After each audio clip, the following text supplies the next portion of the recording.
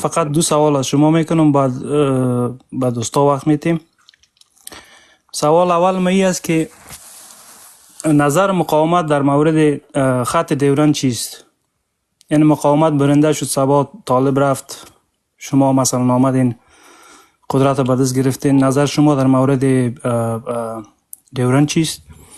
سوال دومی است که شما با بیرق ملی چی مفکوره تان درباره بیرق ملی و کلمه افغان چیست؟ که آیا شما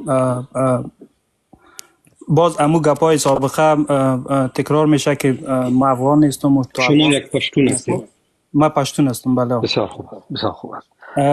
دو سوال از شما کردم، دیگه وقت برای دوستا میتیم که دوستا زیاد هستن و وقت. ببینید، من از خودم سوال دارم عزیز برادر. من میگم که چرا مردم پشتون ما بسیار سر مسئله واژه افغان بسیار تاکید دارن؟ چرا شما زیاد تاکید دارید؟ خب به خاطر که نام افغانستان یک کشور است. یعنی شما فکر میکنید که تنها پشتونا بسیار دلسوزی مملکت هستند، دیگرها دلسوز نیستند؟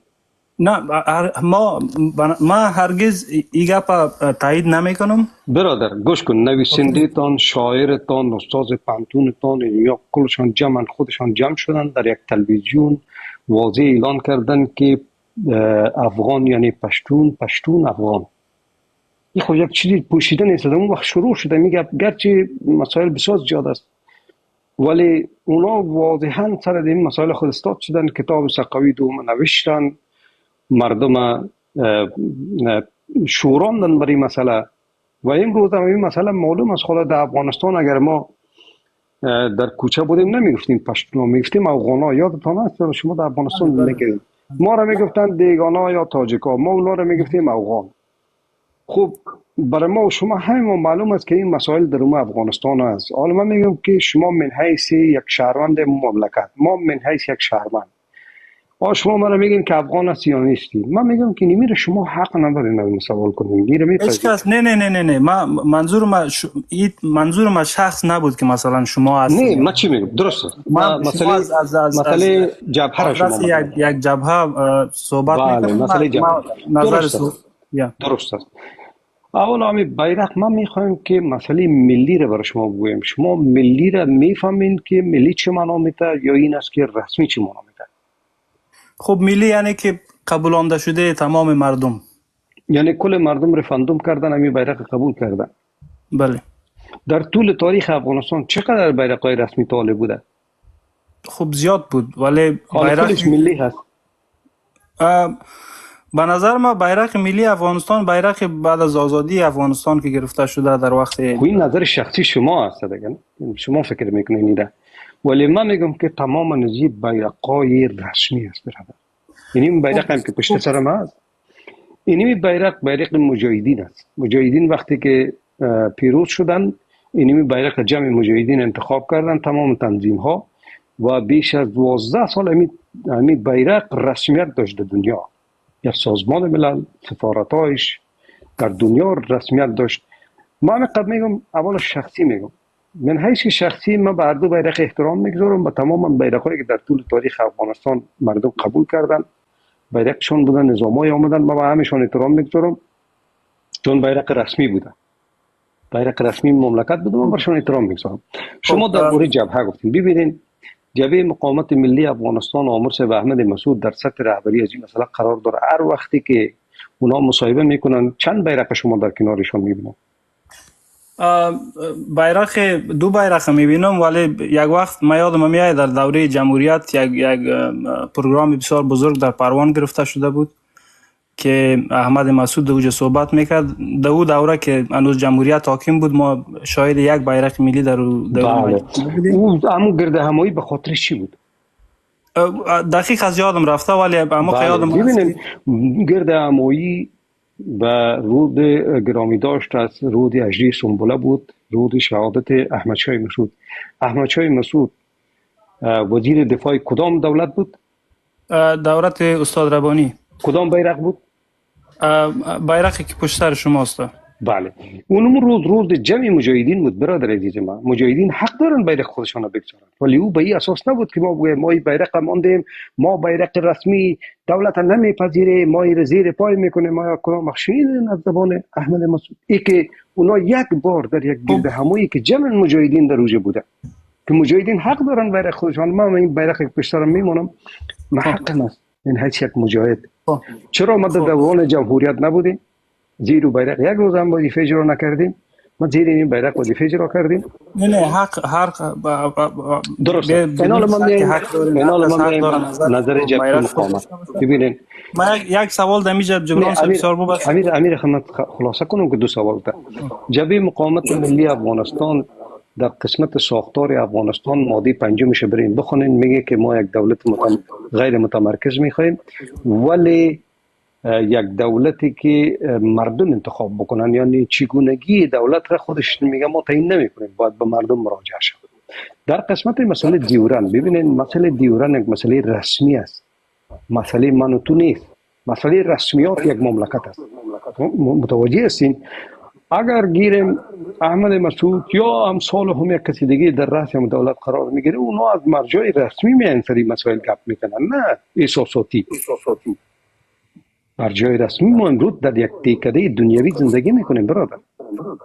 پاکستان یک کشور در کنار ما، خط رسمی و همچنان خوب مسئله افغان بودن شما گفتین که تنها پشتون افغان است و شما خود افغان نمیگین. نه ما مسئله ببین گوش کنین، من مسئله افغان هستم افغان نیستم را ما یک مسئله سیاسی میدونم.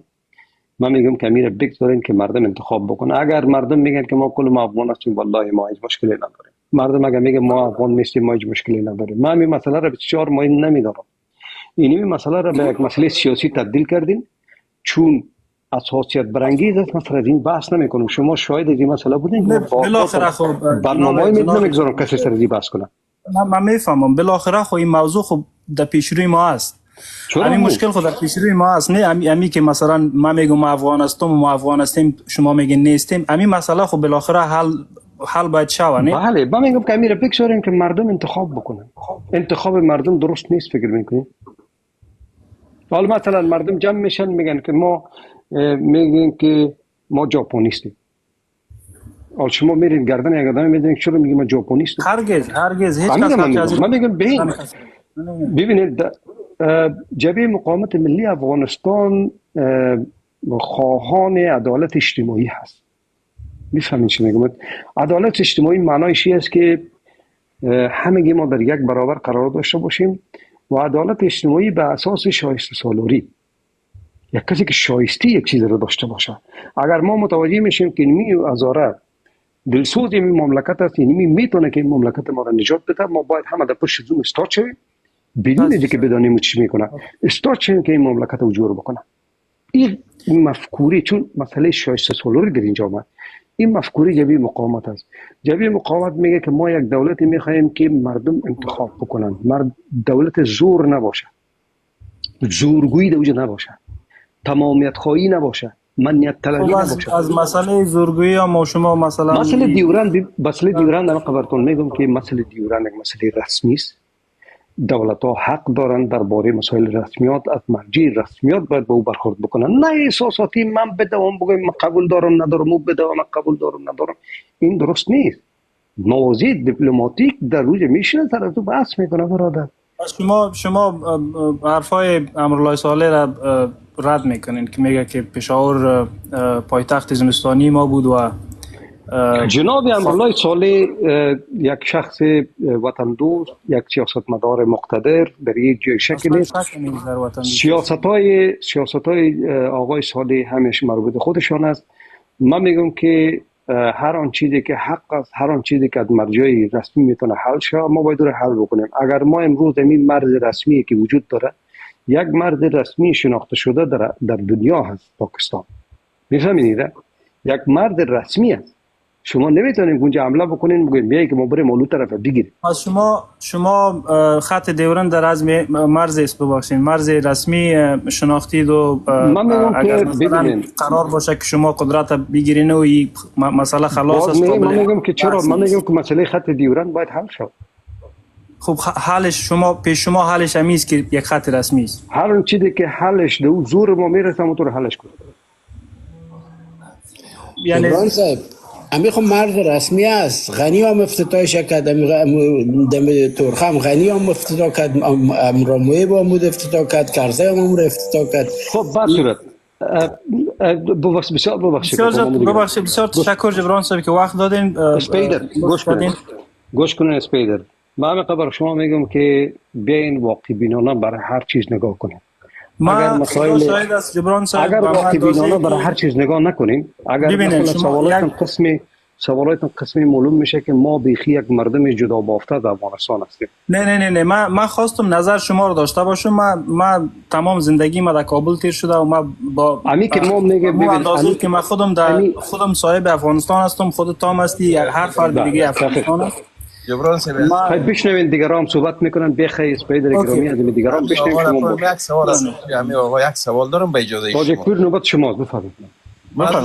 سلام به خدمت شما جبران صاحب عزیز. چون بحث شما آغاز کردین، کلی همون توجه ما سر بحث اولی بود که شما آغاز کردین، مسئله واخان بود، مسئله کمک به فامیل شهدا بود، ولی متاسفانه بحث به کجبحثی رفته که همیشه میتور میشه متاسفانه. چون تمرکز ما سر ازی بود که چی میگن یک برنامه فکری داشتیم که بعضی نظرات خود در مورد کمک به فامیل شهدا و میگه تنظیم کردیم، ولی کجبحثی شد. از این آقایی که آمد به نام سپایدر است، پر یک سوال کنم شون اگر ما یکشون باز کنن که همین خط دیورند با کی امضا شده از طرف افغانستان، به طرف مقابل کی بود؟ طرف مقابل انگلیس بود. آفرین. بس همینجا در زمانی که انگلیس بود کشوری به نام پاکستان وجود داشت؟ نداشت. صحیح. بعد انگلیس در افغانستان با ادعای تاریخی 3 بار جنگ میکنه، 3 بار شکست میخوره، درست است؟ باشه. استقلال را کی میگیره؟ از افغانستان؟ بله. امان الله خان. آفرین. وقتی که یک نیروی اشغالگر در یک کشور دیگه میاد شکست میخوره، آیا امون نیروی شکست خورده یا اشغالگر باید تحت شرایطی را که کشور شکست دهنده یا افغانستان برش تعیین میکنه با همین شرایط از کشور بره، او به شرایط خود به حساب پیشکش بکنه؟ نه، اگر قرار باشه که کسی که شکست خورده آفرین معلوم دار است که من سوالم همین بود.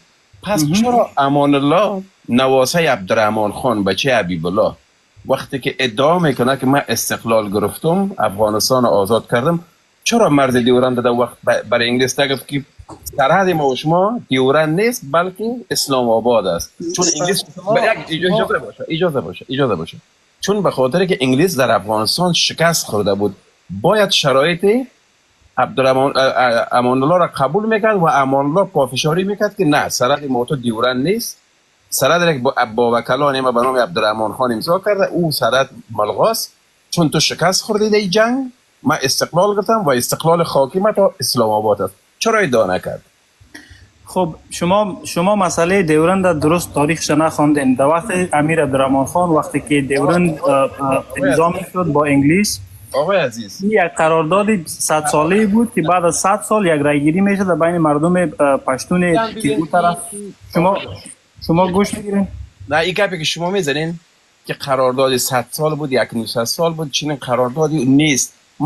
شما میگین که قرارداد نیست، شما میگین قرارداد اگر نیست. وقت زیاد نکنین، ما بر شما یک آدرس میتونم، شما در گوگل برین، در کتابخانه این انگلستان داخل شوین، متن قرارداد بخونین، ببینین که عبدالرحمن خان چی نوشته کرده.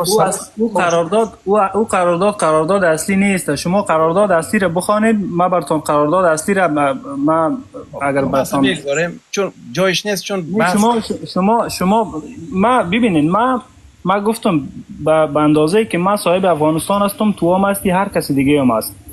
اما مسئله خط دیورند اگر ما مثلا از افغانستان هستم، ببین برادر، ما شما باید اجازه نده که امی خاک خود مردمش بیخی اوسو پرتو. آقای سپیدر، مردمش اوسو پرتو. این بحث از حوصله امی کنفرانس آقای جبران از حوصله از این بحث بالاتر است. این مسئله دولت است، این مسئله درست. بسیار تشکر جبران صاحب بزرگوار که وقت دادین و بسیار ببخشید وقتتان گرفتم. ما جواب خدا گرفتم. بسیار تشکر. سلامت و بخیر باشید. ازت میخوایم وطنان عزیز، یک سرزمین وقتی میخواد که با اقتدار شوه، اولادش صاحب از او سرزمین شوه، باید اقتدار داشته باشه. اجازه بخیر نباید یخنگیر یک دیگه خود باشه. یخن گرفتن چیزی را جور نمیکنه. آقای اسد نوبت تاجک پور گرامیش با معذرت ما همین وقت خوده که چون جبران صاحب برای ما واگذار کرده برای شما واگذار نمیکنم، با نوبتتون صحبت کنین. جبران صاحب عزیز، ما در مسئله واخان براتون بگم، تبلیغاتی که امروز در فضای مجازی، یعنی تبلیغاتی است که پاکستانی ها داخل واخان شدن، این دروغ است، قطعا دروغ است. چون من که از بدخشان هستم، اگر پاکستان داخل افغانستان شود و واخان بروه، باید از راه زیباک داخل افغانستان شود. دیگه غیر از زیباک راهی نداره. اون منطقه صعب العبور است که در این شرایط فعلا در این تاریخ، همین لحظه که ما با شما هستیم، او در اون منطقه کم از کم 8-9 متر برف است. این طالبا غیر مستقیم طرف از طریق همین لابیای مجازیشون، تبلیغاتیشون، یا آمدن یک تبلیغات را پخش کردن گویا که پاکستان آمد بمبارد کرد و اون طرف نیروهایش رفته ده واخان در مرز افغانستان پیش آمده. منطقه را ما بلد هستم، شما هم بلد هستیم. فقط از راه شاه سلیم، از راه زیباک باید داخل واخان شود که این ناممکن است که از راه شاه سلیم و زیباک بیاد. یا چی میکنن؟ فقط با یک تبلیغاتی که ذهنیت های مردم هم مغشوش بسازن که گویا که ما با پاکستان درگیر هستیم. کسایی که به حساب مخالف و می سیاست های طالبا هستن، یا در فکر ازی باشن که خب برادر باید ما در کنار طالب باشیم، علیه پاکستانی جنگ کنیم. اینجا مقاومت، یعنی به حساب خود همی مقاومت و این مردمی که به حساب در طرف مقاومت هستن، دیگه اینا را به حساب به چالش بکشن. گویا که کشور ما به حساب تحت تجاوز است و پاکستانی ها آمدن در کشور ما و این کسایی که در مقاومت هستن علیه ما، اینها هم به حساب گویا که در کنار پاکستانی ها هستن. برادر چنین تجاوزی صورت نگرفته. پاکستان میخوان در چشم مردم، طالبا میخوان در چشم مردم خاک بزنن و اینجا ذهنیت ها را مغشوش بسازن. گویا که در اینجا دیگه مقاومت باید صورت نگیره علیه طالب، باید کل مردم یک دست شود، با طالب یک جای شود. مقاومت و غیر مقاومت هر کسی از با طالب یک جای شود، ما در برابر پاکستان ایستاد شدیم. این آقای جبران عزیز، من فکر میکنم که پاکستانیا و طالبا در این کاراشون بسیار زیرکانه عمل کردن. قطعا چنین تعرضی صورت نگرفته. ما در منطقه همین لحظه ای که خودت صحبت میکنم، در منطقه ما قطعا معلومات داریم که یک پاکستانی هم در واخان وجود نداره، هیچ اصلا نیست. بازم تکراری ما باید که طالبات افواهی را پخش کردن که گویا که مردم، کسایی که به حساب با طالبا خوشبین نیستن، باید در کنار طالبا قرار بگیرن و از سرزمین دفاع کنن. خب این کارشان، این هم تشتی از این سیاست غلط چون هم عذاب برآمد آخرش. ما امیدوار هستم جناب جبران صاحب که دیگه شما سر از این موضوع دوستان کار بکنن که طالب دروغ میگه در این سیاستش، در این مسئله دروغ میگه، قطعا دروغ میگه. چرا راست گفته؟ من میگم کابل تاجک پور گرامی چرا طالب راست گفته که ما بوی میشه دیگه. همین یعنی گویایی که به زعم خودشان میخواین یک مشروعیت داخلی از مردم افغانستان کمایی بکنن که اون مردم، هر کسی در مقابل طالب در شرایط فعلی استاد میشه، جبهه مقاومت است یا دیگه کسایی که هست، اینا فعلا بر حق نیستن، چون حکومت افغانستان، خاک افغانستان مورد تجاوز است. حالا که چین نه تجاوزی است، نه پاکستانی است، نه هیچ کسی هم نیست. چون اگر مسئله تجاوز باشه، خب همین 20% تا 30% ارکان دولت رژیم طالبان پاکستانی هستند. بله دقیقاً. خب او تجاوز نیست. خود طالبان، جناب جبران صاحب، والی فکر کنم کنر بود، شما در تلویزیون در یوتیوب بریم ببینید، والی کنر میگه بسیاری از کسایی که در بدنه رژیم طالبان کار میکنن، متخصصین، هم از افغانستان مش میگیرن، هم از پاکستان مش میگیرن. به چی معنا؟ یعنی که پاکستانی هستن. این تجاوز مگم نیست؟ و یا دروغ میگن در این مسئله جناب جبران صاحب که دوستای ما میساساتی صحبت نکنن که پاکستان علا آماده و داخل افغانستان شده و دیگه خب یا کسایی که میان همین صحبت هم میکنن گویایی که آب در آسیاب طالب میندازن. این من هدف من است که دوستای اینمی باریکی را در نظر بگیرن. مسئله کمک به فامیل شهدا بود جناب جبران صاحب. ما که خودمون سراپا حاضر هستیم و ان شاء الله در امشب در واتساپ هم نوشته میکنم، ولی یک خواهش دارم که از شما زحمت نکشین به کشورهای مثلا دیگر اروپایی تشریف نبرین، چون به خاطر مصروف کار و زندگیتون حداقل یک روز را شما تعیین کنین که از همین دور و بر جایی که شما زندگی میکنین اتریش، از همین کشورهای دور و بر بلژیم هستیم. ببخشید بلژیم، از همین کشورهای اروپایی حداقل شما یک نفر نماینده را در بلژیم بخواین، برای یک روز یک کنفرانس بگیرین که امو دوست نماینده ها بتونن شما امی صلاحیت ها را برشان بتین که دمو کشور خودشان امو لیسا را مثلا 50 فامیل شهید است، ببینیم ما چند کشور هم میتونیم نمایندهش جمع کنیم، 10 کشور 5 کشور هر قدر با تعداد کشور نماینده جمع شن، شما لیست در اختیارشان قرار بتین بگن برادر خب شرایط انتقال پول از یک کشور به دیگه کشور اروپایی از طریق بانک شاید کمی مشکلات خود داشته باشه، از سوال برانگیز باشه، ولی شما این همین لیست بگیرین مثلا 5 فامیل در کشور خودتان کار سرش بکنین که دوستا را پیدا بکنین، کسایی که این 5 فامیل در داخل هم کشور سپورت بکنن. به نظر می کار آسان تر میشه نسبت به که پول در یک منطقه جمع شوه باز از اونجا انتقال داده شوه. دیگه اگر مسئولیت شما دانه دانه به کشورها تسلیم کنین، هم کار شما آسان میشه و هم برای مو فامیل شهدا پول با وقتش میرسه.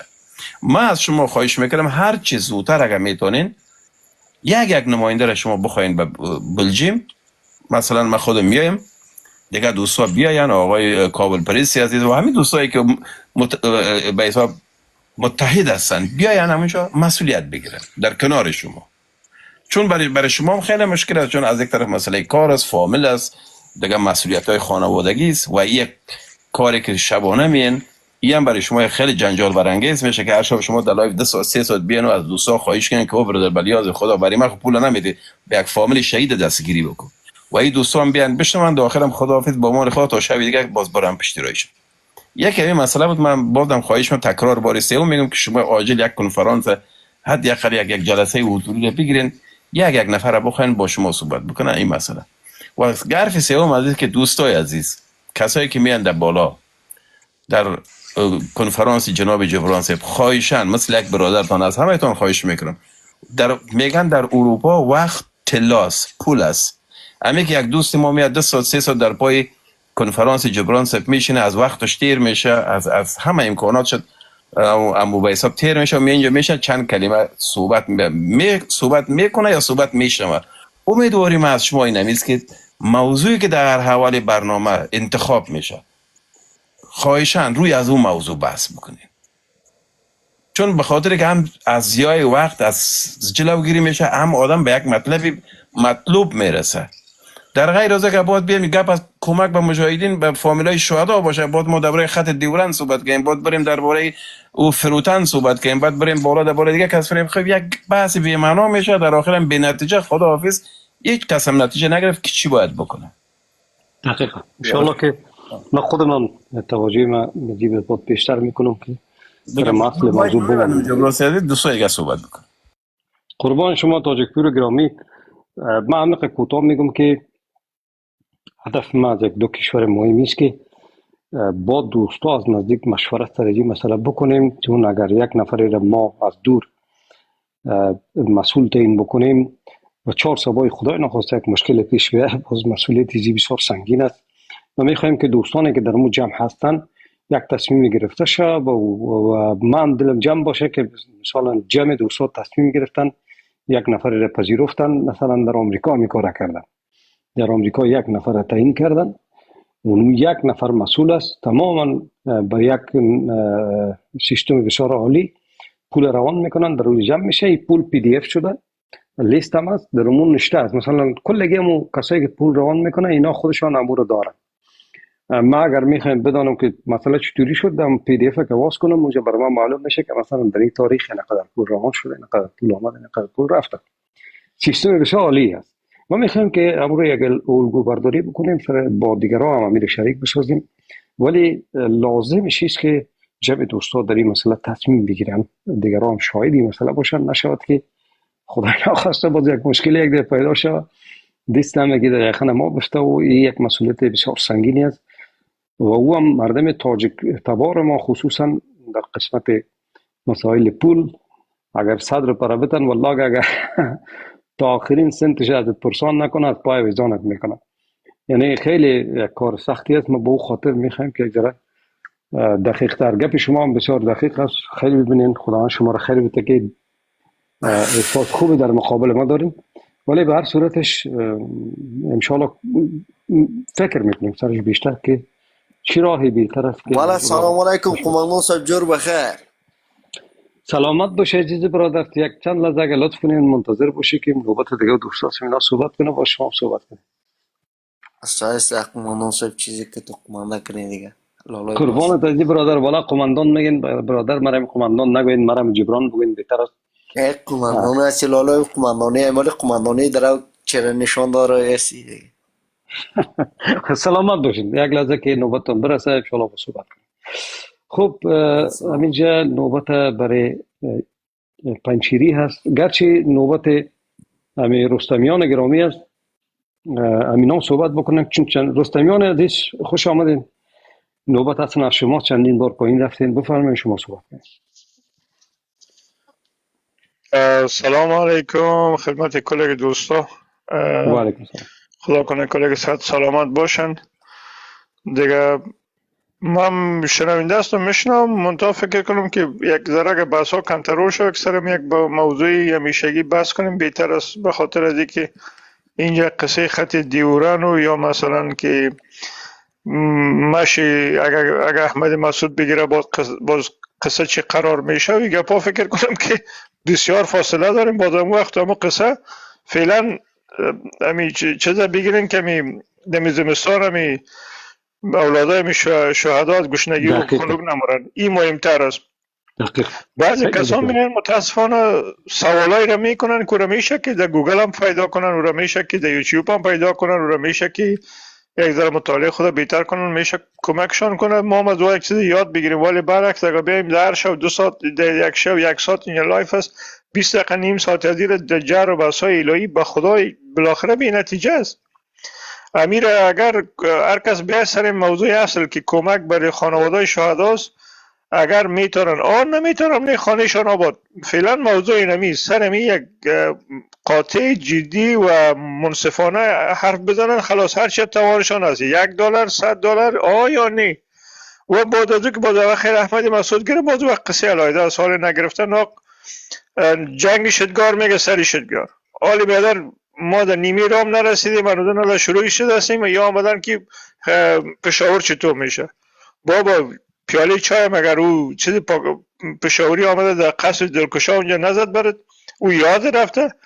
تو خبر نداری که تمام امی طالبایی که فعلا از 99% زن و بچه و دختر و خانه و خانواده در پاکستان است، یا کلشان روزی ایسا است یا 30 سال اونجا بودن، اونجا تولد شدن، کلان شدن، آمدن تو شیشی که یعنی وطن آزاد است که حالا ما باید بشینیم پشاور رو بگیریم. اما ایران میمانم به این مردم، به خدا ایران میمانم، والله ایران میمانم. او که کارت پاکستانی نداشته باشه اصلا در استخبارات طالبا نمیتونه باشه. اوی که در پاکستان نخوانده باشه و نشینده باشه، اردو یاد نداشته باشه، اصلا او در بخش نظامی طالبان نیست. این ایران میمونه. مثلا سوریه سقوط کرد، تمام یعنی دولت نوش میگه هر قدر سرباز سابقه است میتونن در اردو ما مدغم شه، مشکل ما نداریم. ولی اینا یک نفر از اردوی سابقه رو بعد مدغم نکردن، برای کلش میبرن و میکشن و چور چپاول میکنن، خانه و خانواده و زن و فرزند و دخترش یا شیشتن که پشاور چطور میشه. ولی یاد خدا یک ذره منطق فکر واقعی بین صحبت کنین. فعلا موضوع اینمی زمستان است، اولادای شهدای مجروحین، کسایی که به حساب به خاطر ما و تو جانش در خطر داده یا رفته شهید شده، فرزند یتیمش مونده، برای خنک نکشه. یک چند روپا میتونن بکنین، نمیتونم نکنین. فکر کنیم موضوع بهترتر از این دیگه موضوعات دیگه است که هر کس هر کش نکنه. برای بگیم پلیز لطفا میره کنترل کن. تشکر. ما پایان میباشم. خداحافظ. قربان شما رستمیان گرامی. ما می تقصیر به گردن میگیرم که نباید بگذاریم دیگه بحثی غیر از بحثی که در اجندای ما همو صورت بگیریم، ان شاء الله بیشتر کنترل خواهد کرد.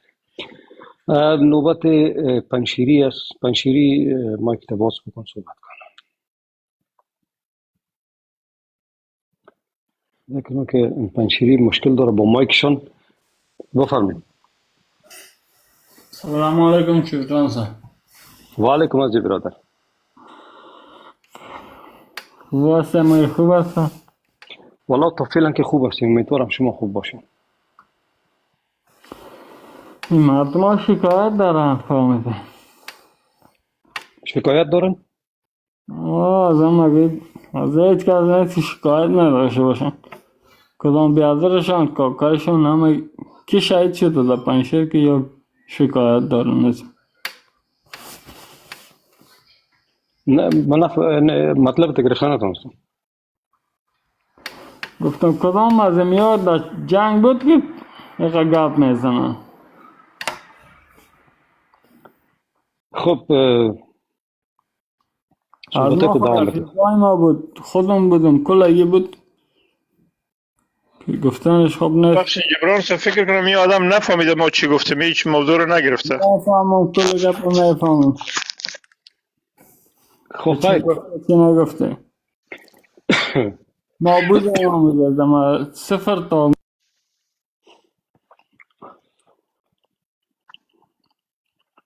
شما معذرت میخوام. خب بر صورت مدیراتورا ایشان پایین انداختن. کاکا ممنون گرامی، نوبت شماست. درود و سلام جبران صاحب به خودت، کابل پرست عزیز، آقای اصغر. بیش عجیب ببخشید دیگه دوستا کسی رو بالا نمیاریم غیر از دوستای خود ما اگه آشنایی ما بود و تعدادی که فعلا در بالا هستیم. با اینا بحث تمام میکنیم. کابل پرست گرامی هم شاد دیر از منتظر هستن. بفرمایید. آقای رستمیان و حمزه و فهیم کابلی و دوستایی که در بخش کومنت هست و بخصوص مدیراتورای زحمتکش و همیشه در سنگر. جبران صاحب من فقط شننده می باشم. من بحثا طرفدار بحثای خودت هستم و آقای رستمیان چیزی که گفت و دیگه بحث هم سر موضوع اجندای لایف باشه بهتر است که ای که آمد. من میخواستم مداخله کنم چون همون قراره که گذاشتیم دیگه با مو نسبت ما باز نکردم. اگر نیو با آقایی که مسئله دیورند یاره پیشکش کرد میخواستم بگویم که اصلا بحث نکن. برادر ما که پنشیری آمد من فکر نکنم که پنشیری هم بوده باشه، ولی خب به هر حال اصلا از موضوع هیچ آگاهی نداشت، هیچ معلومات نداشت. فکر میکرد که ما شکایت میکنیم و به خود میخوایم یک چیزی. نه فکر کنم حالش خوب نبود. میگم نه اصلا به جای نبود، به جای نبود و هیچ کدام ویدیو و کدام چیزی هم در صفحهش من ندیدم. فقط هم یک چند تا یک 200 تا فالوور بود و اینمی بس و خلاص. به هر حال من شنونده هستم جبران صاحب از که من فقط منتظر کابل پرست هستم که یاد میگیرم هرشا. سلامت باشین کاکا ممنون گرامی. نوبت حمزه هستن. حمزه هم دیر منتظر است. حمزه شما صحبت بکنین باز بعد از او برادر ما یک نام سختی من سول چه رقمی یک نام ماندیم با نوبت از نوز. حمزه مایکتون رو باز کنین صحبت کنین. ایلاب سلطان. ممنون. سلام به شما جبران صاحب و دوستایی که در لایف حضور دارن. امید صحت و سلامت باشین. ما میخوایم یک چیز بگویم. مبارزه یک مکتب بسیار زیاد طولانی است. در این مکتب در قدم اول نیاز است که آدم باید بسیار زیاد صبور باشه. کسی که صبور باشه باز میتونه سرور شوه و در ضمن باید نباید خود باید رعایت کنه. مثل که گاندی وقتی که مبارزه میکرد یک جامعه بسیار زیاد بزرگ بدرنگ در مقابلش استاد بود، یک جامعه را رعایت کرد تا به یک جای رسید. من جبران صاحب 2-3 لایو شما را در یوتیوب دیدم و شما را پیدا کردم که حرفایتون خیلی جنبه علمی و منطقی داره و از یک آدرس مشخص شما صحبت میکنین یا آمار را که میتین از یک منبع درست صحبت میکنین، منبع میتین و زیر هر عنوان هر مبارزه که کار میکنه که زمین میهن و وطن است، راجع به میهن وطن و مردم مهم نیست که عنوانش چی باشه، کلتور، فرهنگ، اقتصاد، اساسات، سیاست. مبارزش وقتی که مسئولیت حرف خود بگیره، حرفش علمی و منطقی باشه و یک چیز خوب بتونه به آدینس خود انعکاس بده، قابل قدر است. بنابراین ما وجداناً از شما سپاسگزاری میکنم و این وظیفه وجدانی ما است که ما تبار و سمت و قوم و زبان برای ما باید اصلا جذابیت نداشته باشه. کسی که راجع به این میهن وطن کار میکنه و ما کار از او را متوجه میشیم، این وظیفه ایمانی وجدانی ما است. وظیفه وجدانی خود دانسته. من خواستم از شما سپاسگزاری کنم.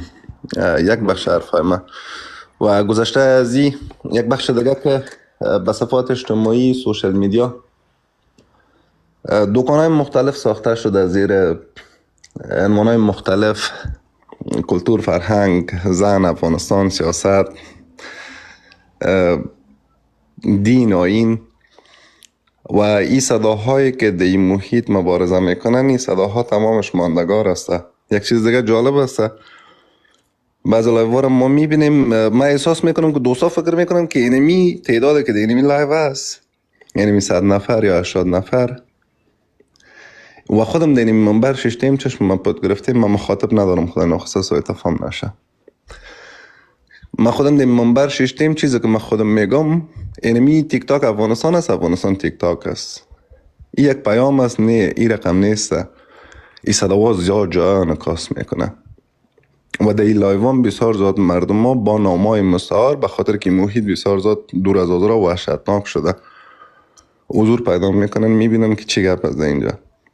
به هر صورتش شما زنده و سلامت باشین. من خدا کنه که پراگنده صحبت نکرده باشم. عنوانتان بسیار زیاد جالب است، راجع به واخان بدخشان که یک بخش افغانستان مشکلاتش جو استراتژیک است، که از طرف شرق به چین وصل است و از طرف جنوب به سایه کلگلک پاکستان و از غرب به خود بدخشان. ببخشین، این موضوع یک عنوان بسیار زاد. همین گیم بسیار یک گیم مغلق پیچیده است. قبلا هم یک برادر وضاحت داد که طالبا گویا ایر دروغ میگن. من فکر میکنم ولو که طالبا اگر دروغ هم بگن، واکنش از این ملت هم میبینن. به هر صورتش شما زنده و سلامت باشین. خوش زیاد نصیبتان. تشکر عزیز برادر، سلامت باشین. فکر کنم که در مجموع دوستا همه صحبت کردن. تشکر از احساس خوبتون در مقابل ما. خوبی لایف ما، من فکر میکنم به خاطر خوب است که ما مطابق یک سیاست داریم که سیاست جبهه مقاومت است و او چیزی که الگوی ما هست، آمر ما هست، مکتب ما هست. ما مجبور و مکلف هستیم که مطابق از او عمل بکنیم. انشالله همیشه عمل خود کردیم و دوستان ما دمی چارشکات در کنار ما خود بودن و هستن. در قسمت افغانستان ما هدف معمق غریب بود که مسئله واخان مردم بسیار متوجه میشدن که الان در واخان چی اتفاقی داره میفته، در حالی که افغانستان توسط پاکستان اشغال شده. پاکستان تا دریای امور رو داره، در اشغال خود داره. و ما همینقدر گفتم که اگر مشکلاتی که در درون افغانستان پیدا میشه، کسایی از افغانستان داخل پاکستان میشن، این ناشی از ابو جنگ‌های استخباراتی است که در داخل افغانستان فعلا صورت میگیره. پاکستان هم در مجموع سر کل طالبان تسلط نداره. در بین ازی طالبان دنبشان زیر پای دیگرها هم هست. در اینجا خصوصا هند در اینجا بسیار نقش بارزی داره. در اینجا ایرانی ها هستن، اینجا چینایی ها خودشان هستن. گپای دیگه که بسیار پیچیده است که حالا اساس تو برآمده میره. ولی در مجموع پاکستان تسلط خود هنوز هم سر افغانستان داره. کسی رو بخواه برطرف بکنه، کسی رو بخواه تعیین بکنه، کسی رو چی کاری بکنه، کسی چیزی گفته نمیتونه. منابع افغانستان هم 80% پاکستان میبره و یک جای شکی هم نیست و هیچ کسی از این مسئله این کار هم کرده نمیتونه. یک روز گفتن که یک بحثی ما داشتیم سر مسائل سنگ زغال افغانستان، گفتن خواه هر چی که پاکستان بالاخره طالبا خانه پیسه پاکستان میگیرن. ما گفتم کدام سند طالب ارائه کرده که ما اینقدر پول طالب از پاکستان گرفتیم؟ در افغانستان اصلا با بحران بازخواستی وجود نداره در بودجه. پاکستان امور هم تو رایگان میگیره میبره، آب تا میبره، درخت تا میبره، خلاصه زمینش در زیر لاریای با توناژ بسیار بالا هست. و همون آدم بیخرد گفتم که لاریای پاکستان از اینجا میان در هر گوشه افغانستان اختیار داشته باشن میرن، ولی لاری شما را نمیگذارن که از تورخمون طرف بروه یا بگذارن بسیار کوتاه. خود ایزی نشان میده که شما تحت تسلط هستید. این تسلط را نشان میده. یا چینایی ها امروز در داخل افغانستان هستند. زن و مرد چینایی مردم فکر میکنن که اونا آلیج آمدن کار میکنن. تمام اینا بخش استخباراتی مملکت هستند. چی زن هستی مرد در درون طالبا که اصلا معلوم میشه که نفوذ دارن اونا در بین طالبا. بر صورتش ما فعلا در مقابل پاکستان داریم ایستاده هستیم، می جنگیم. یعنی طالب یعنی پاکستان در مقابلش ایستادگی کرده روان هستیم. و یک مسئله دیگه هم که بسیاریا متوجه نیستن، میگن والا پاکستان رابطیش با طالبا خراب شده و روز به روز تیره میشه و روز به روز نمیشه. اگر تو باشه باور بکنین که براندازی طالبا پیش پاکستان بسیار ساده است، چون خود پاکستان اینا را ساختن، تماما منابع مالیشان، زن اولادشان، همه چیزشان در پاکستان موجود است، پیش از اونا است. چطور میتونه اینا شور بدن خدا یا کار غیر منطقی انجام بدن در فضای افغانستان؟ بسیار شما فکر کنید طیاره افغانستان اجازه نداره به پاکستان سفر پرواز بکنن بره، ولی طیاره پاکستانی میان به افغانستان دو چند کرا میگیرن. این چیزایی است که مردم ما متاسفانه از بس که معاینه که چیای تعصب در چشم خود ماندن چیزی رو نمیبینن و هر چیز فقط محاسبشان اینمی است که زبان ما، خود ما، اینیای ما مطرح هستیم دیگه، داره خبر نداره که همه از اونا هم روز به روز داره نابود شده روان است. در صورتش سلامت و بخیر باشیم. مگر اجازه باشه جبران صاحب در حد 30 ثانیه کامنت کوتاه دارم. بفرمایید. پاکستان در طول تاریخ خب یک مملکت 215 میلیون نفوسی، نه نان داده میتونه خدا، نه و نه برق. در طول تاریخ برای ما شمشک و پاپرک روان کرده با انتحاری و از ما با او طرف چی رفته. خب ما شکار قدرت های دنیا شدیم، البته با واسطه پاکستان، با وسیله پاکستان. بدون شک 100% پاکستان حاکم است. کلید مملکت پیش خود ما در چندین دهه نبوده. شرایط فعلی هم کلید مملکت ما پیش خود ما نیست. خب قبلنش اگر سیاسون احزاب مختلف وابسته به کدام مملکت‌های بیرونی بودن، بازم تا حد کلید مملکت پیش خود افغانا بوده. امروز کلید مملکت ما پیش صوبه 6 پاکستان است و ما هم بسیار مردم پراگنده.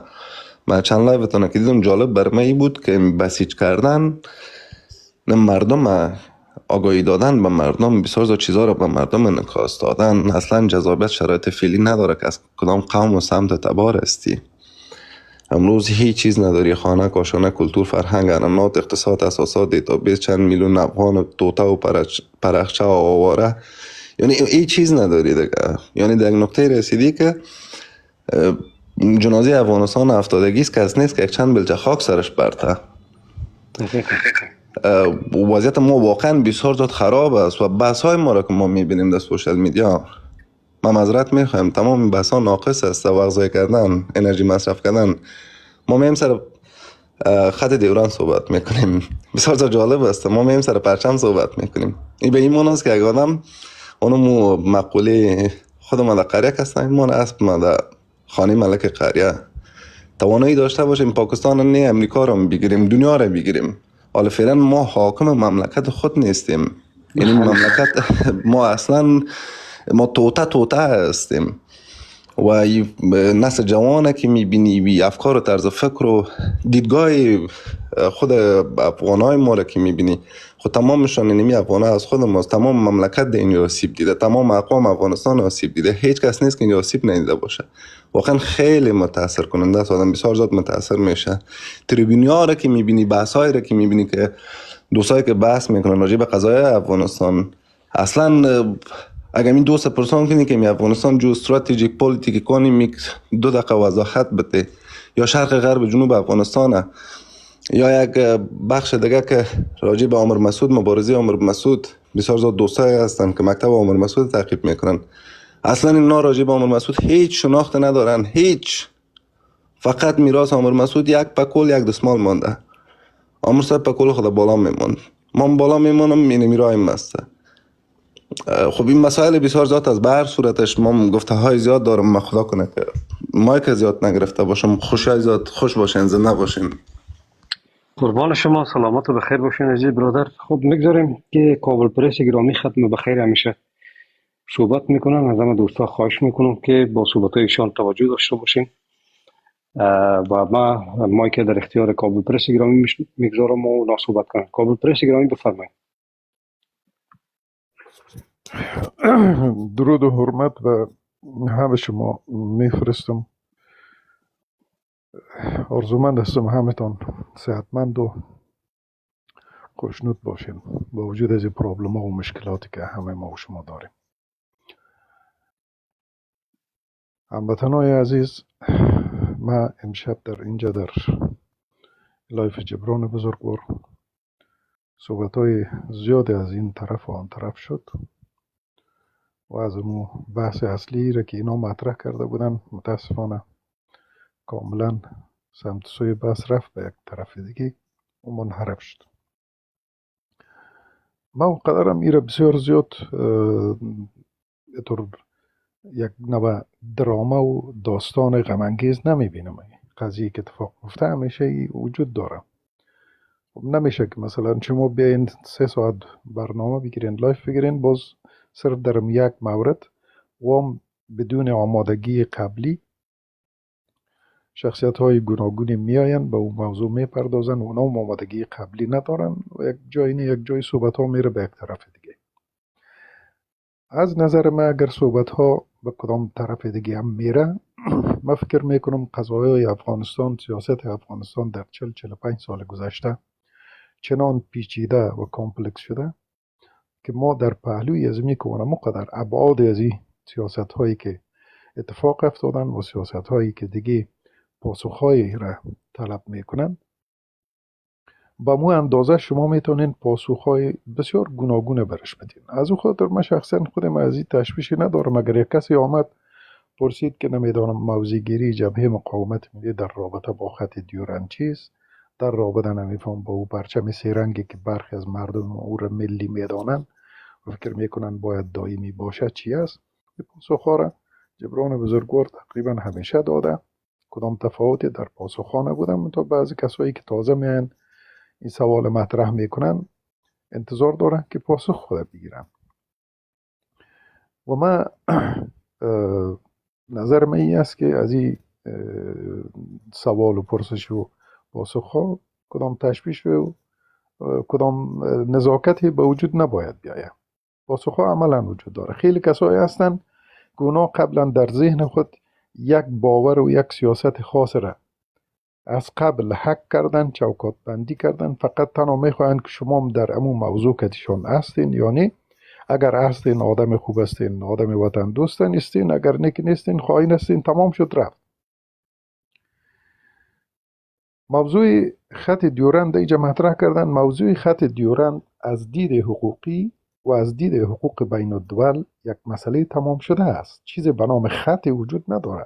مرز رسمی کشور به نام افغانستان و به نام پاکستان است و او کسایی که ادعا میکنن که یک معاهده بر 100 سال بوده خودشان فریب میدن.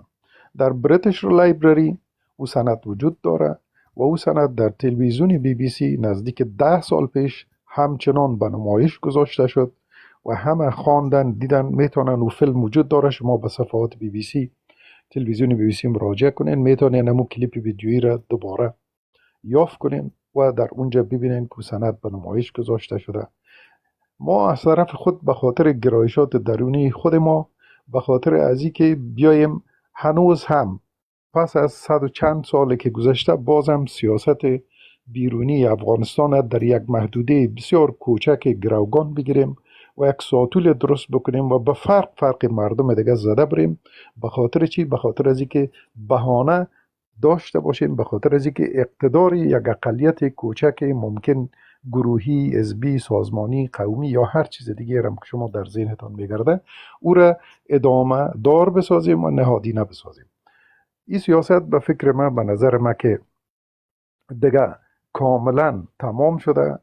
ما دیگه نمیتونیم مردم افغانستان در مجموع به خاطر یک پروژه گروگان بگیریم و هر لحظه تماما منافع ملی از این کشور، تماما سیاست های دیگه عمرانی اجتماعی، سیاست های عدالت خانه که در درون از کشور مردم ما ضرورت دارن، او را به گروگان بگیریم و او را مختص و مشخص و محدود به یک بخشی که بسازیم که صرف خواسته های یک بخش بسیار کوچک مردم افغانستان هستند و مجموع مردم افغانستان دیگه در اینمی جغرافیایی که به رسمیت شناخته شده در سطح جهان اینمی رو پذیرفتن و زندگی میکنن. و کسایی هم که این دایره همیشه بلند کرده میرن، به جز از این که میخواهند که ما بالاخره 100% در حلقوم پاکستان فرو بریم، دیگه چیز نتیجهش اینا انتظار مطمئن باشین که نخواهد داشتن. امروز مثل که صحبت‌های پیشتر هم شد، افغانستان مطلق اشغال است. نیروی 30,000 نفری لشکر ISI و لشکر منظم پاکستان حضور داره در اونجا.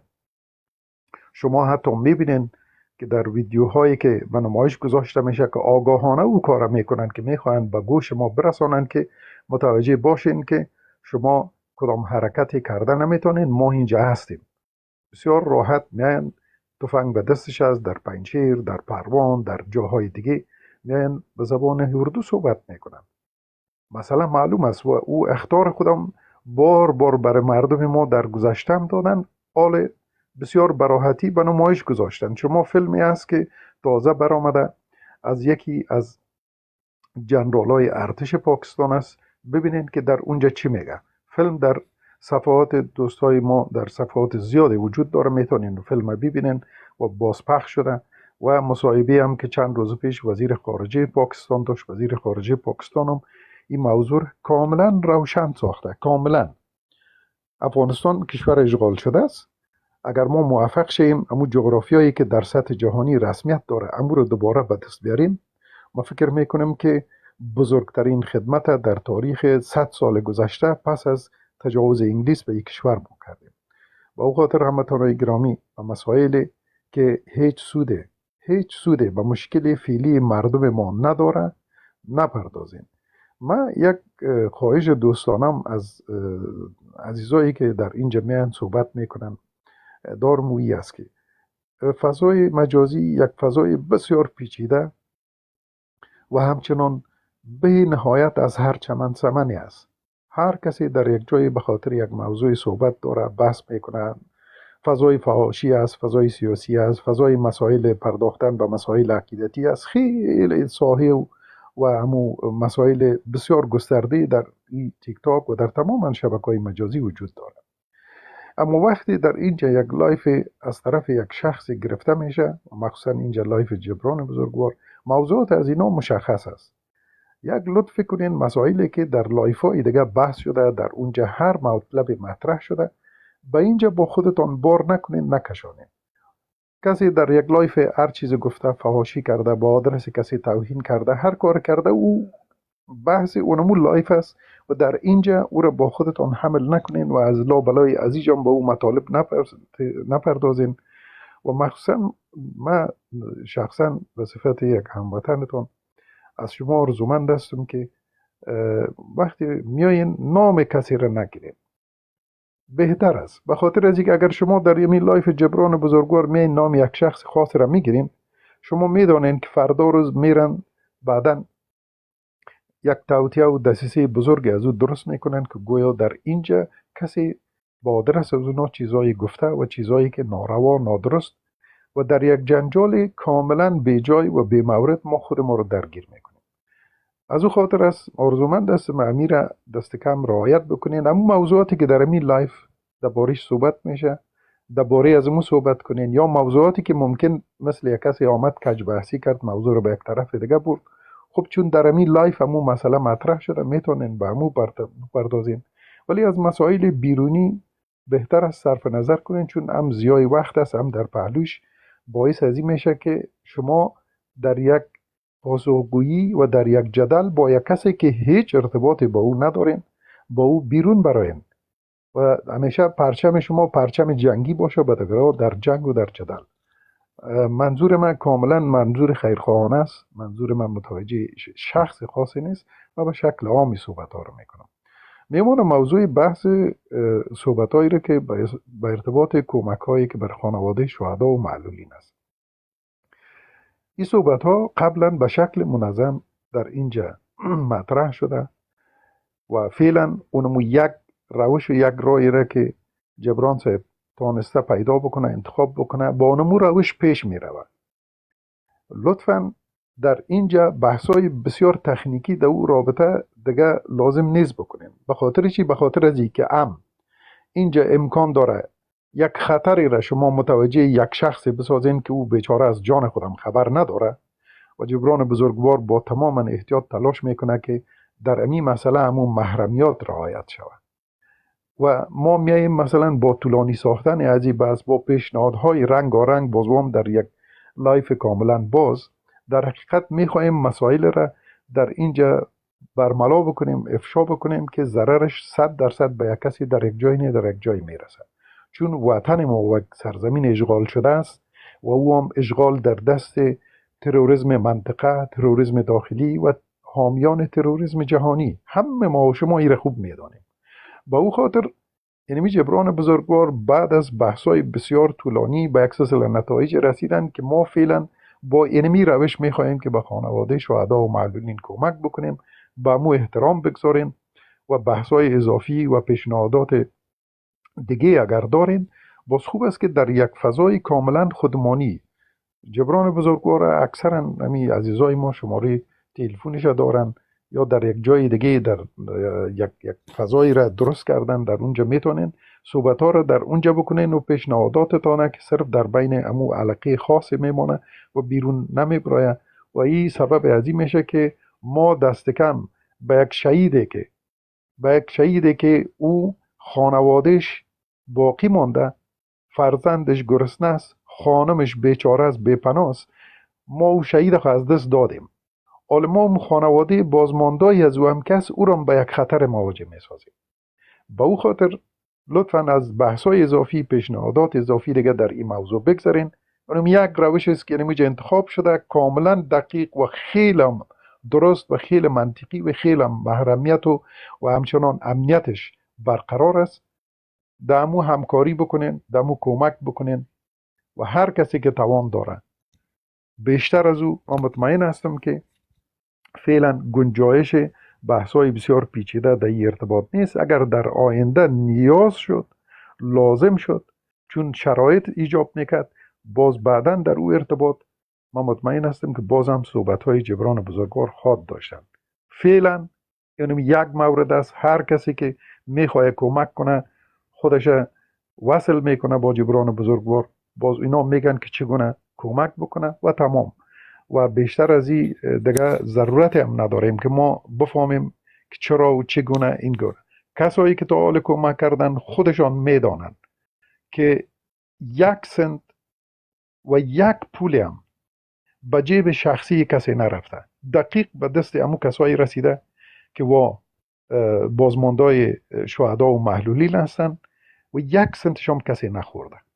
بنابراین اگر اعتماد ندارین، فکر میکنین که نه هنوز هم مشکل دارین، خب اجباری در کار نیست، کسی شما را مجبور نمیکنه که شما کمک کنین. ولی کسی که دلش میخواه، دلش میسوزه، مطمئن باشه که یک سنتش هم کسی نمیخوره.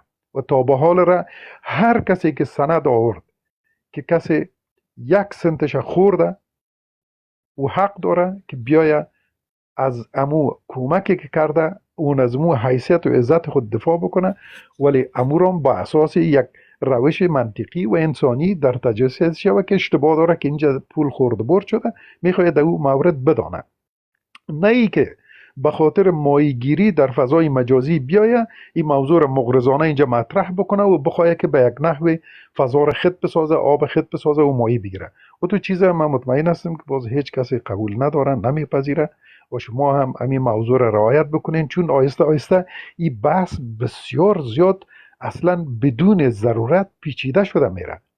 موضوع مطرح شده، صحبت شده، با اینمی شکل کمک میشه، تمام شد رفت. و بیشتر از او خودتان عذاب نتین و اگر پیشنهادات خاصی داشتین مستقیم با خود جبران خصوصی ارتباط بگیرین، صحبت هایتان بکنین و در لایف ها من فکر میکنم که بازو لازم نیست. شب و روز همگی خوش. سپاسگزار هستم از همتون. برای اینکه جبران صاحب شما هم فردا کار میرین، نمیخوایم بیشتر از این مزاحمت شود. سپاسگزار هستم از اینکه در صحبت ها مردم. قربان شما کابل پرس گرامی، خیلی صحبت های عالی و من تشکری میکنم از تون که وقت میگذارین.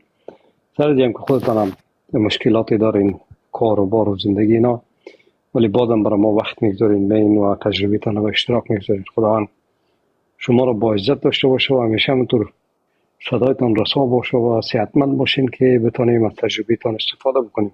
به یاری پروردگار. خب برادر ما عبدالصمد هم بالا آمدن، خوش آمدید میگمشان. دوستای دیگه هم چون بسیار دیر منتظر مونده بودن، ما گفتم باش که اینا رو بالا بریم که نگوین والا ما رو بالا ناوردی، ولی بازم از همه دوستا صمیمانه خواهش میکنیم که دیگه ریکوست ندین، بالا نیایید، وقت بسیار کم است. میگذاریم که عبدالصمد جان هم صحبت خود آغاز بکنن، برادر مصطفی هم صحبت بکنن، باز خداحافظی میکنیم. برادر مصطفی اگر لطف کنین این مایک تون ببندید.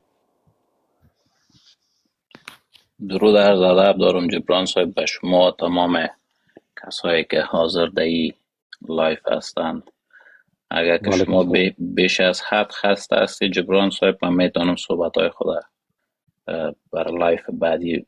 نه خواهش میکنم، شما بزرگوار هستین، صحبت های شما خواهش بسیار تجربه خوبی هست و میخوایم که شما صحبت بکنین که دوستان ما بیشتر بیاموزن و متوجه او چیزایی که باید باشند شوند. بفرمایید. ممنون و متشکرتان آقای جبران. بحث داغ روز در شبکه‌های مجازی تجاوز آشکار و اشغال پنهان پاکستان است، اما نظر بنده ای است که اشغال از همون روز، از همون ثانیه نامیمون شهادت عامر صاحب شهید رقم خورد و تا به 15 اگست 2021 ای شدت گرفت و بالاخره نهایی شد. و این اشغال توسط یک گروه صورت گرفته که اینها هم اشکال وسیله را به خاطر رسیدن به اهداف نامیمون خود توجیه میکنند. از دین وسیله میسازند، وعده بهشت میدن، وعده حور میدن، وعده سعادت اخروی میدن، در حالی که یک مملکت به یک جهنم منزوی تبدیل کرده. فتوای دروغی صادر میکنند، صدای زن عورت است، قومیت فلانی کافر است، زبان فلانی حرام است. پیامبر وسیله ساختند، وسیله نامیمون اهداف نامیمونشان. در فلانی جای پیامبر آمد فلانی عملیات تروریستی را به ما قمانده میکرد. قومیت به استخدام گرفتند، زبان را به استخدام گرفتند، دروغ میگن، فریب میتن، شرف انسانیت به استخدام گرفتند. اینها قطعا متعلق به ما نیستند، به ملت ما نیستند، به مردم ما نیستند. اینها شیطان هستند، پستر از شیطان هستند، همرکاب شیطان هستند، راهی یا منتهی به جهنم است. اینها مفسد فی الارض، زمین را مفسد می سازند، زراعت را مفسد می سازند آقای جبران، ترویج مواد مخدر می سازند، می کنند، زراعت را مفسد می سازند، به خاطر از اینکه خودشان به همه امور، به همه چیزی که هست مسلط باشند و همگی محتاج باشه و به کمک‌های چشم و دست به کمک‌های جهانی دراز کنه. شما قضیه امی متقاعدین شاهد بوده که چی افتضاحی داشتن و یک نان بخور و نمیر به مردم بدن و به ذلت اینمی زندگی را سرشان تحمیل کنند. استقلال از همه امور زندگی ما، استقلال کاری را، استقلال اقتصادی را از بین میبرند.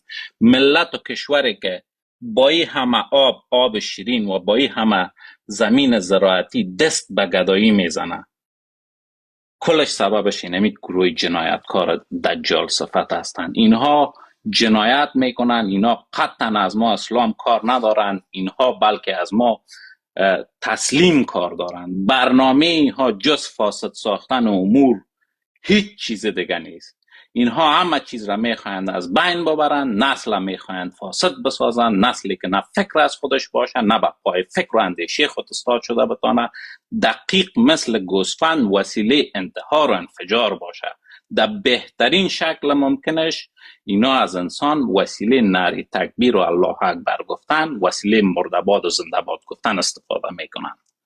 من همین چند وقت پیش آقای جبران یک ویدیو را در فضای مجازی دیدم که یک طفلک 13 یا 14 ساله یا کم و بیش بود، یک سلا در پشت سرش ماندگی، نمیفهم یک تروریست از بالای سر برش دیکته میکرد که تو بگو که به جناب پیشوای ما یک پیام میداد که تو بگو که بیا داخل بیا و یکی در حالی که جناب پیشوای ما کمر بسته به خاطر نجات از این طفلکی که در کمال محرومیت، در اوج محرومیت که حتی از محبت پدر و مادر محروم است، در کمال بیچارگی و فقر وسیله شده در چنگال خونخوار تروریسم. ما رسالت از این جناب پیشوای ما را رسالت بسیار مقدس به نهایت شبیه به رسالت حضرت پیامبر بزرگوار اسلام میبینم. این بزرگوار پرچمدار علم، پرچمدار عزت، پرچمدار عدالت، پرچمدار روشنایی، احترام، همدیگر پذیری است. دقیق و این رسالتش شما اگر دیده باشی هم شباهت به نهایت نزدیک به رسالت پیامبر داره. اونمو قسمی که دیروز ابو جهل ها، ابو لهب ها، مشرکین قریش، مفسدین به خاطر ترویج اسلام جناب پیامبر آزار اذیت میکرد، امروز میبینیم که اونمو مفسدین، اونمو مشرکین، اونمو ابو جهل ها، اونمو ابو لهب ها در قالب فحاشا میتازند به ما، به پیشوای ما و به یارانش و به مقاومتی ها میتازند. با همه از این فجایعی که گروه جنایتکار و دجال داره، یک شیوه کار خوب دیگه که یا دارن و موفق از آب در آمده، او عبارت از پخش شایعات است. پخش شایعات و ناامید کردن مردم ماست. ناامید کردن مایی که از وطن دور است، مویی که از وطن دور است، هودگی که از وطن دور است، که مقاومت نمیشه، مقاومت امکان نداره، یا تعدادشان زیاد است، اسلحه‌شان برتر است که نمیفهم ما بریم کشته میشیم. این ناخواسته میاین اینجا بلندگوی دشمن میشن. جبهه مقاومت، ما شما میبینیم آقای جبران که چیز کمتر از 4 سال یا بیشتر از 4 سال شده که جبهه مقاومت ملی زیر مجموعه تمامی جبهات ضد تروریسم و تنها جبهه مطرح و فعال ضد تروریسم با تمامی مسئولیت در کوچه کابل، در کوچه هرات، در کوچه قندهار، در کوچه مزار و سایر ولایات تروریست چیکار داره. به در گوسفند صفت ها میگم که تروریسم در خباستش، در جنایتش، در دشمنیش جدی است و ما من حیث مقاومت و مقاومتی ها در رسالت مقدس ما، در مقاومت ما جدیتر و قاطعتر در مقابلشان هستیم. هیچ نوع ناز و نوازش تروریسم، هیچ نوع لالایی خواندنش ما را از این امر مقدس، از این رسالت مقدس غافل نخواد ساخت و ما در اوج بیداری به مصاف از جامعه. من چند روز پیش از قضا آقای جبران یکی از همکار دیدم که به دیدن پدر و مادرش کابل رفته بود و با ذوق زدگی تمام آمده بود، بلندگوی تروریسم شده بود و خوشی میکرد که کل چیز گل ببوته است.